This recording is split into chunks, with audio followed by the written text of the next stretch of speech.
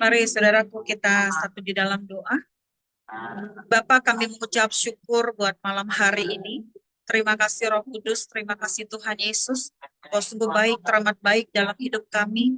Kau masih memberikan kepada kami kesempatan untuk kembali boleh beribadah di ibadah Jum MPK, Markas Prajurit Kristus. Roh Kudus, kami percaya firman-Mu berkata, dua tiga orang berkumpul di dalam namamu, Engkau hadir di tengah-tengah kami. Kami percaya Engkau saat ini ada di tengah-tengah kami. Engkau sendiri yang akan mengurapi setiap kami tanpa terkecuali. Engkau juga mengurapi ibadah secara live, memberkati ruangan di mana kami berada, terlebih mengurapi jalannya pemberitaan firman Tuhan. Urapi lidah bibir mulut hamba-Mu ini, pakai seturut kehendak dan rencana-Mu. Biarlah hanya perkataan-Mu Tuhan yang disampaikan di tengah-tengah kami. Kami percaya perkataan-Mu yang akan mengubahkan kami, perkataan-Mu juga yang akan menyelamatkan kami. Terima kasih Bapa, doa kami termeterai di dalam nama Tuhan Yesus Kristus. Amin. Ya, sekali lagi salam buat kita semua. Ya, Shalom. ini saya ada di luar rumah, jadi anginnya agak kencang. Ini Alkitab saya udah pada robek-robek sebenarnya, jadi pada berlarian ini. Dari tadi ngejar-ngejar kertas, kertas Alkitab. Iya, ya, cukup luar biasa ini. Angin sepoi-sepoi. Iya. Saudaraku, sebagaimana tema yang saya sampaikan di tengah-tengah grup, ya, yaitu dengan tema introspeksi diri. Firman Tuhan dengan tema introspeksi diri.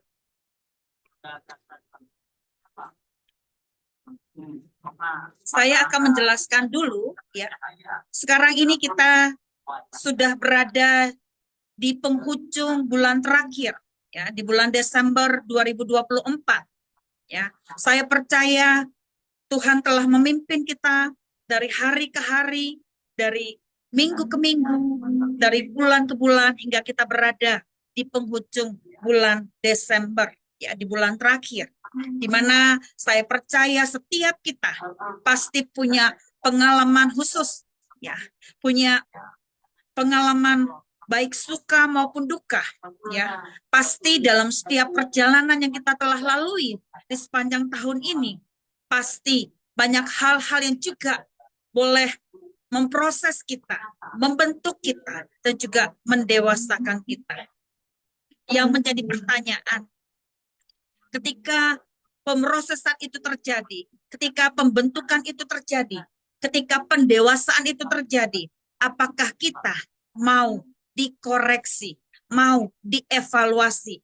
Ya, ini yang menjadi perenungan bagi kita semua, siapapun kita tanpa terkecuali, termasuk saya, untuk kita mengambil waktu teduh sejenak bersama Tuhan.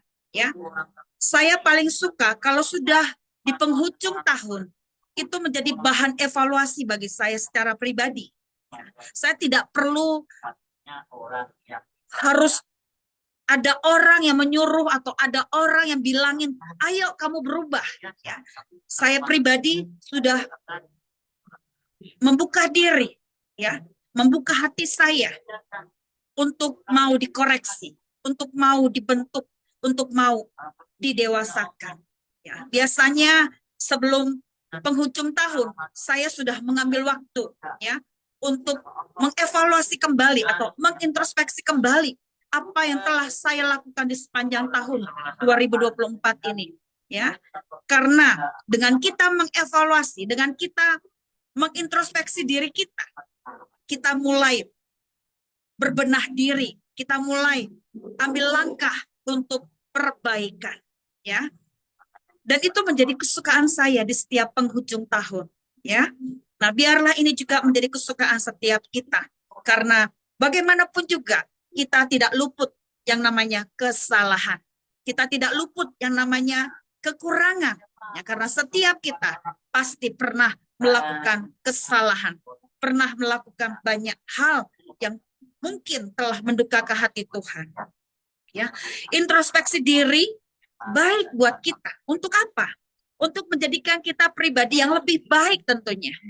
Ya, dengan adanya evaluasi pasti ada pembenahan, pasti ada perbaikan yang harus kita ikuti, yang harus kita lakukan.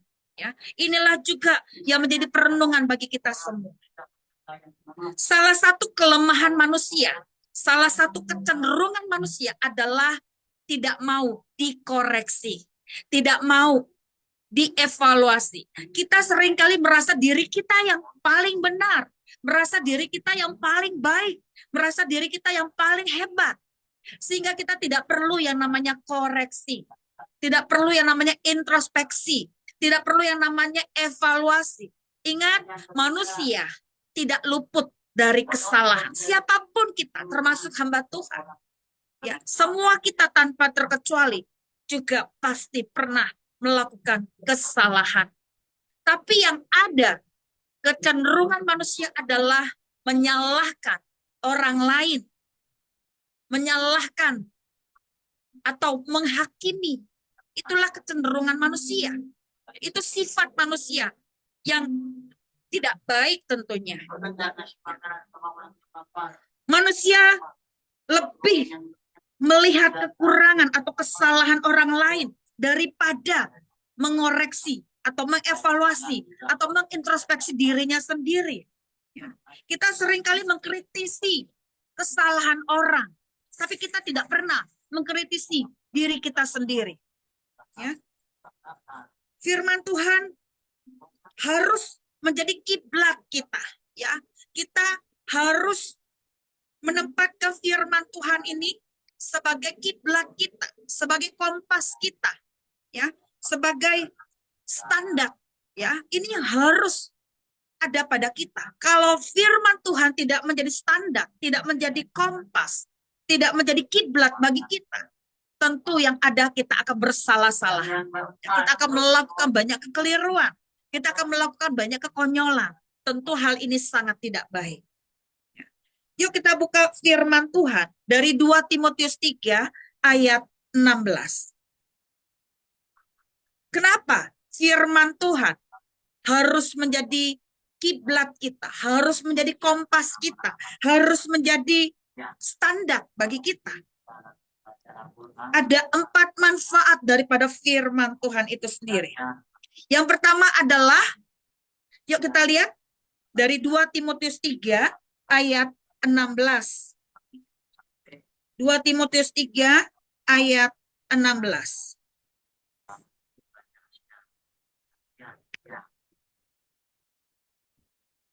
Segala tulisan yang diilhamkan Allah memang bermanfaat untuk mengajar, untuk menyatakan kesalahan, untuk memperbaiki kelakuan, dan untuk mendidik orang dalam kebenaran. Ada 4 manfaat daripada firman Tuhan itu sendiri. Yang pertama adalah untuk mengajar. Yang kedua adalah untuk menyatakan kesalahan. Yang ketiga, untuk memperbaiki kelakuan. Dan yang keempat, untuk mendidik orang dalam kebenaran. Jadi kita harus menempatkan firman Tuhan sebagai landasan, ya, sebagai kiblat kita dalam setiap evaluasi, dalam setiap introspeksi, dalam setiap perbaikan diri. Ya. Kalau firman Tuhan tidak menjadi landasan kita, yang ada adalah bersalah-salahan, yang ada adalah kekonyolan-kekonyolan. Ya. Karena tidak berkiblat kepada firman Tuhan. Kecenderungan manusia lebih suka menghakimi kesalahan orang lain daripada melakukan introspeksi atas kelemahan diri sendiri. Sebuah sikap yang biasanya didasari oleh rasa iri hati. Ya, biasanya itu. Ya. Didasari oleh rasa iri hati dan benci kepada orang lain. Ya, biasanya seperti itu. Tapi Yesus menjadi pola atau inspirasi bagaimana kita diajak untuk tidak mudah dan cepat menghakimi orang lain. Itulah pribadi Yesus. Dia tidak cepat menghakimi atau menyalahkan orang lain. Ya. Justru ketika melihat yang manusia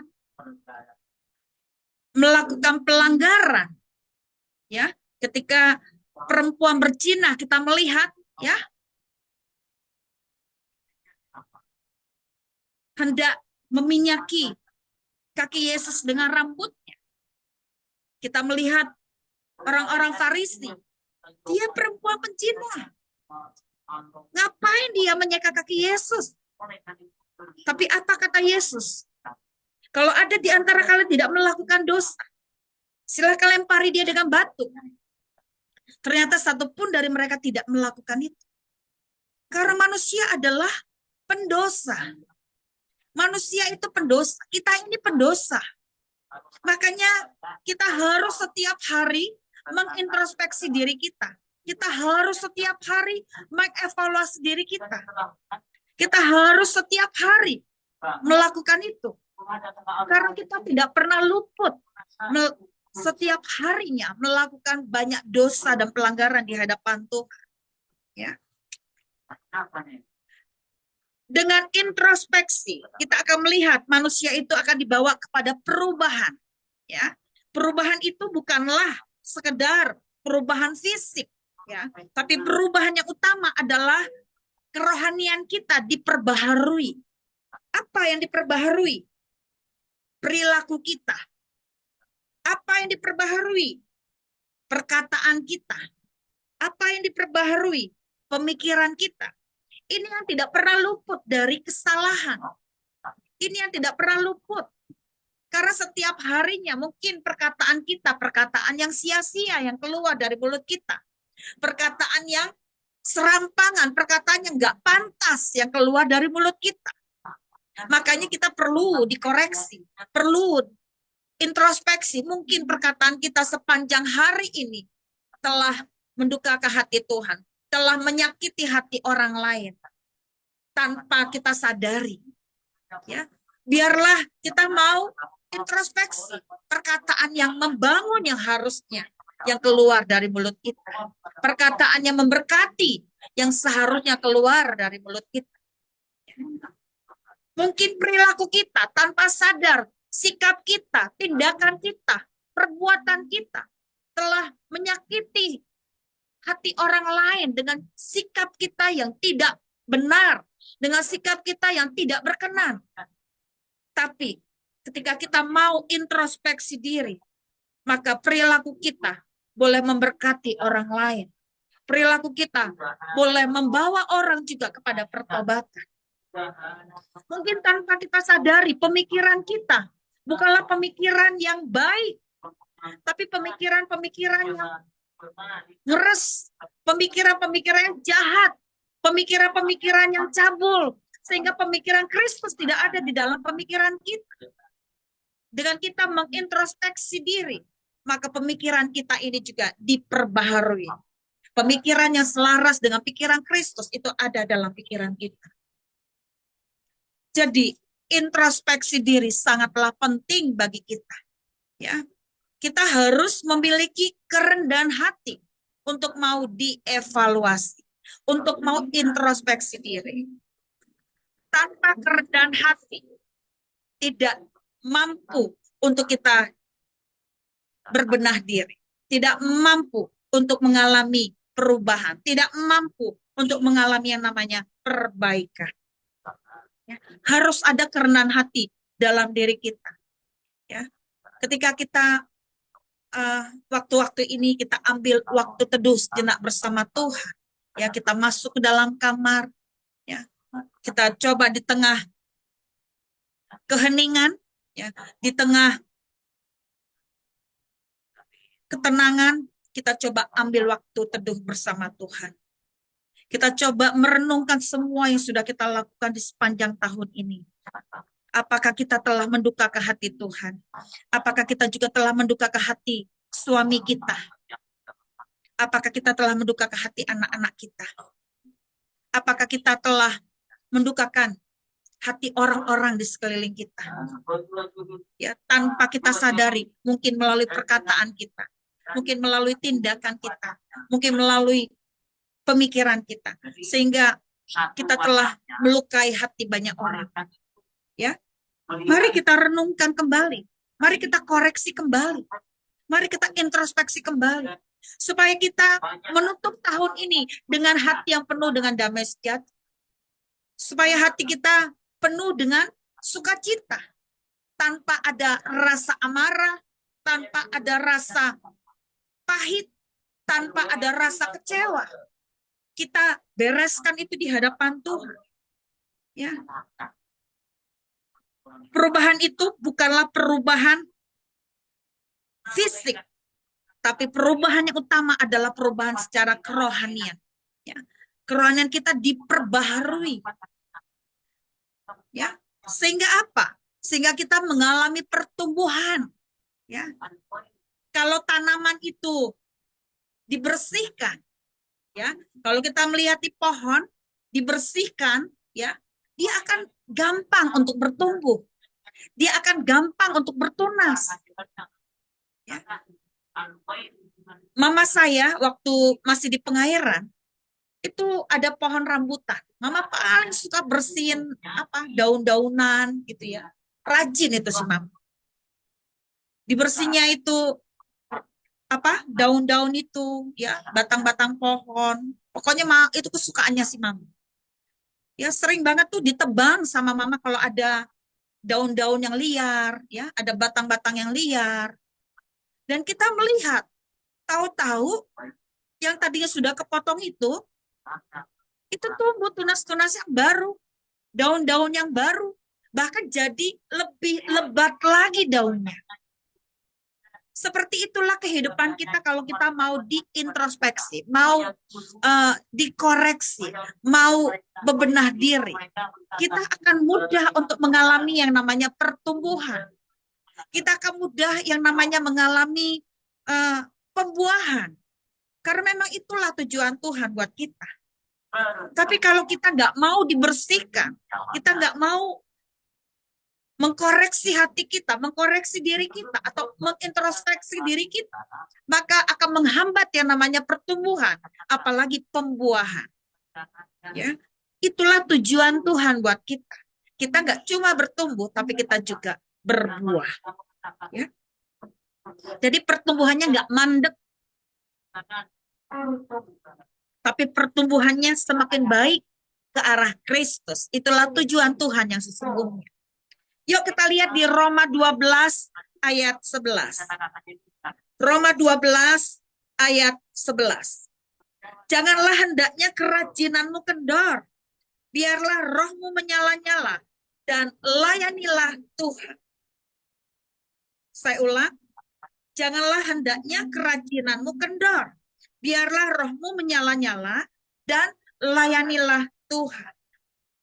Yang dibutuhkan di sini ketika mau mengalami yang namanya pembenahan diri atau perubahan yang semakin baik, pertumbuhan yang semakin baik, tentu dibutuhkan yang namanya kerajinan. Ya, kita harus memiliki kerajinan. Kerajinan kita ini jangan menjadi kendor. Bagaimana kita mau dikoreksi, mau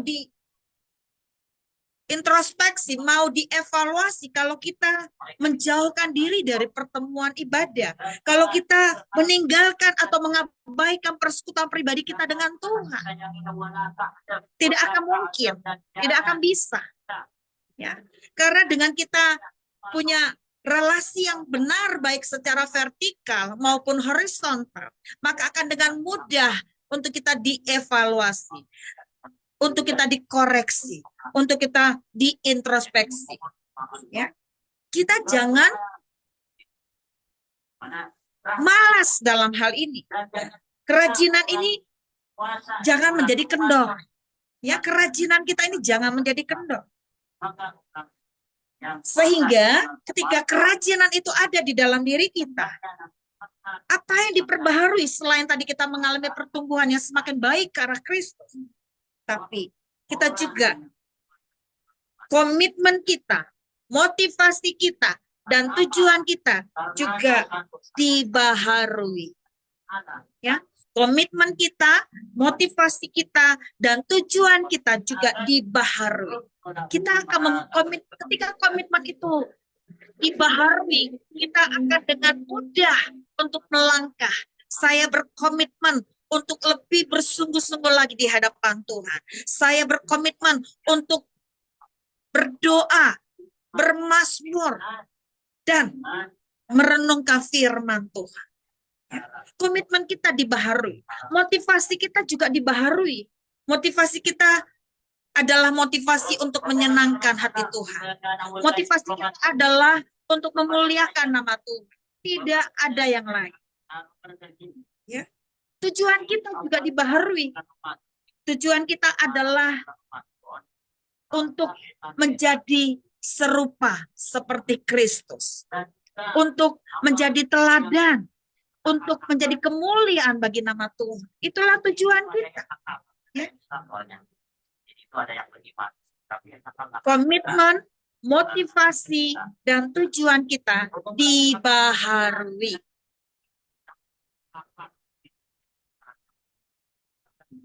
Kalau dahulu kita banyak melakukan kesalahan, seharusnya kita belajar untuk tidak mengulangi kesalahan yang serupa. Kalau dulu kita banyak melakukan kesalahan, seharusnya kita belajar untuk tidak mengulangi kesalahan yang serupa. Jangan mengulangi kesalahan-kesalahan yang ada, tapi justru kita meminimalisir, bahkan menolkan kesalahan-kesalahan yang sebelumnya. Kalau dahulu kita mudah sekali melihat kekurangan orang lain dan suka menghakimi, tapi kini kita belajar untuk selalu mengkoreksi diri kita. Jadi sebelum kita tunjuk ya dengan telunjuk kita ya, sebelum kita dengan telunjuk kita menghakimi orang lain, kita coba telunjuk itu kembali ke diri kita dulu. Sehingga kita tidak gegabah, sehingga kita tidak latah, sehingga kita juga dengan kehati-hatian dalam menyikapi segala sesuatunya. Yuk kita buka firman Tuhan dari Filipi 6 ayat 4. Filipi 6 ayat 4. Galatia 6 ayat 4. Saya akan bacakan. Baiklah tiap-tiap orang menguji pekerjaannya sendiri, maka ia boleh bermegah melihat keadaannya sendiri dan bukan melihat keadaan orang lain. Saya ulang, baiklah tiap-tiap orang menguji pekerjaannya sendiri, maka ia boleh bermegah melihat keadaannya sendiri dan bukan melihat keadaan orang lain. Ya. Hidup kita akan berubah bila kita mau diajar, mau dibentuk, dan mau dipimpin oleh Roh Kudus. Ingat, kita berkiblat kepada firman Tuhan. Kita mau dipimpin oleh Roh Kudus. Ya. Hidup kita akan berubah bila kita mau diajar, dibentuk, dan dipimpin oleh Roh Kudus. Saat kita dipimpin oleh Roh Kudus, kita pasti dimampukan untuk tidak lagi hidup di dalam kedagingan. Ingat, untuk semuanya itu ada harganya. Ya, jadi artinya tidaklah segampang kita kayak membalikan telapak tangan. Tapi ketika kita dengan kerendahan hati datang sama Tuhan, kita mau mengambil waktu teduh sejenak bersama Tuhan. Kita mau belajar merenungkan kembali perjalanan yang sudah kita lalui di sepanjang tahun ini. Dan kita mau berkata, Tuhan, ini aku. Aku minta pengkoreksian yang daripadamu. Aku minta Tuhan sendiri menolong aku untuk aku mau dikoreksi. Kita harus ambil waktu seperti itu. Nanti Tuhan singkapkan semuanya tanpa kita sadari. Ternyata kita sudah melakukan banyak kekeliruan. Ternyata kita sudah melakukan banyak hal yang membuat hati Tuhan berduka cita. Tapi ingat, Tuhan tidak pernah serta-merta ya mengobok-obok kita atau menghancurkan kita. Tuhan tidak seperti itu. Justru Dia mau supaya kita berbalik dari jalan-jalan yang jahat untuk kita kembali kepada Tuhan dan memberi hidup kita kembali kepada Tuhan, untuk Tuhan pimpin, untuk Tuhan tuntun kepada seluruh kebenaran, sehingga kita mengalami kemenangan di dalam Kristus. Mari kita tutup tahun ini dengan kemenangan bersama Tuhan. Nah, kita buka lembaran baru dengan kemenangan bersama Tuhan, sehingga hidup kita boleh berkemenangan di dalam Kristus. Inilah yang Tuhan mau untuk kita alami sepanjang umur hidup kita. Biarlah firman Tuhan boleh memberkati kita, maju terus dalam Tuhan, selamat menyambut tahun yang baru. Tapi sebelum menyambut tahun yang baru, kita akan menutup tahun 2024 ini dengan sukacita dan sorak-sorai kemenangan yang dari Tuhan. Tuhan Yesus memberkati buat kita semua. Salam. Mari kita tutup di dalam doa. Bapa, kami mengucap syukur buat malam hari ini. Terima kasih Roh Kudus, Engkau sudah mengingatkan kami pentingnya untuk kami mengintrospeksi diri kami. Kami minta ampun di hadapan Tuhan. Seringkali kami dengan mudah menghakimi atau menyalah ke orang lain. Kami tidak mengoreksi bahwa kami mempunyai banyak kesalahan, banyak pelanggaran di hadapan Tuhan. Seringkali tanpa kami sadari, kami telah menduka ke hati Tuhan melalui perkataan kami, melalui tindakan kami, melalui pemikiran kami, sehingga yang kami lakukan menjadi batu sandungan bagi orang-orang di sekeliling kami. Kami pun telah menduka ke hati Tuhan. Tapi hari ini Engkau kembali mengingatkan kami sebelum menutup tahun ini Bapa, untuk kami mengintrospeksi diri kami kembali, untuk kami mengambil waktu teduh sejenak bersama Tuhan, menjadi bahan perenungan bagi kami. Apa yang sudah kami lakukan di sepanjang tahun ini. Kami tahu ada begitu banyak dosa dan pelanggaran, ada begitu banyak kekecewaan, ada begitu banyak hal-hal yang tanpa kami sadari, melalui perkataan kami, melalui tindakan kami, melalui pikiran kami telah melakukan banyak kekonyolan di hadapan Tuhan. Roh Kudus ini kami, tegur kami, nasihati kami dengan kebenaran firman-Mu. Kami percaya firman Tuhan kembali mengingatkan kami untuk kami berkiblatkan kepada firman Tuhan yang menjadi dasar, landasan iman percaya kami, untuk kami mau diajar, untuk kami mau ditegur, untuk kami mau diperbaiki, dan untuk membawa kami kepada kebenaran. Roh Kudus ini kami dengan segala keberadaan kami. Kami butuh Roh Kudus mengingatkan kami kembali. Kami butuh Roh Kudus untuk menyadarkan kami kembali. Kami butuh Roh Kudus untuk menginsafkan kami akan dosa, sehingga langkah kami, langkah keberhasilan, langkah keberuntungan, kami mau mendapatkan perkenanannya dari Tuhan. Kami mau hidup berkemenangan di dalam Kristus. Terima kasih Bapak buat firman Tuhan malam hari ini. Mari materaikan benih firman-Mu ini ke dalam luluh hati kami. Biarlah kami semakin berakar, bertumbuh, dan berbuah lebat untuk hormat kemuliaan bagi nama Tuhan. Ini kami Tuhan dengan segala keberadaan kami. Kami mau menjadi serupa seperti Kristus. Kami mau menjadi teladan. Dan kami juga mau menjadi kemuliaan bagi nama Tuhan. Ini yang menjadi tujuan hidup kami. Ini yang menjadi kerinduan hati kami. Dan ini juga yang menjadi kesukaan kami di hadapan Tuhan. Terima kasih Bapa. Doa kami termeterai di dalam nama Tuhan Yesus Kristus. Amin.